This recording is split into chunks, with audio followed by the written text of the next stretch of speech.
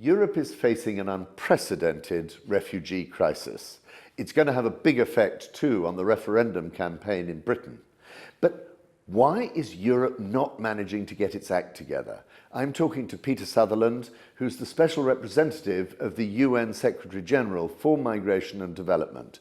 Peter, do you think that Europe is in any sight of getting a solution to this? I think some progress has been made in some areas, but undoubtedly there is a huge problem in bringing the European Union countries together in a common policy. And a common policy, in the view of most, including the UN, is a highly desirable and perhaps absolutely necessary part of any solution. Nonetheless, there is progress towards a solution of a sort. There is a deal between the European Union and Turkey to actually send back people who haven't got asylum or haven't claimed asylum and in return take refugees directly from Turkish refugee camps. Do you think that could be part of the solution? Well, first of all, with regard to the agreement between Turkey and the European Union, the UN has expressed very significant concerns at various stages of this as to its implementation and compliance with law. But assuming that the problems in terms of the actual implementation with the principles of refugee law and so on are ironed out, the basic idea of allowing regular access, authorized or legal access by refugees into Europe and prohibiting illegal or unauthorized access into Europe has to be part of a solution that actually works. And the idea, therefore, of opening avenues for migration into Europe to those who are entitled to it is a good idea. And the corollary is also something that has to be accepted.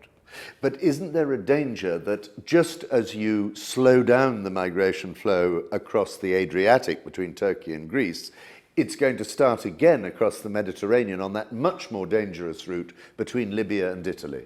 And that's already happening. I mean, the evidence in the last week of those who've been leaving Libya for Italy is already evidence of the same thing. And if it isn't that route, no doubt there will be another one, and we know of other routes that exist. So this is a continuing problem. But it's a problem that shouldn't cause us to lose sight of the fact that these are desperate people who are entitled, in the vast bulk of cases, or in a significant majority of cases, to asylum. They are not just people who are to be considered as numbers. They are people who are entitled to our sanctuary and support. And that's the way to look at it. Yet we've seen European country after country re-erecting their borders, putting controls in place, and really endangering the entire Schengen system of open borders. Does that matter? It matters in every conceivable sense.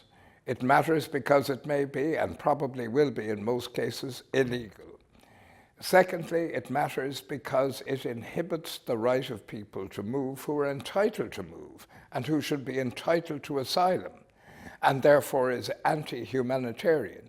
Thirdly, at a more mundane level, as figures that have come out in the last couple of weeks clearly prove, it is enormously costly to the European economy. And if that money that is being lost, and the Commissariat du Plan in Paris says over 100 billion a year, if that money were put into helping these poor people, imagine the relief of suffering that that would bring.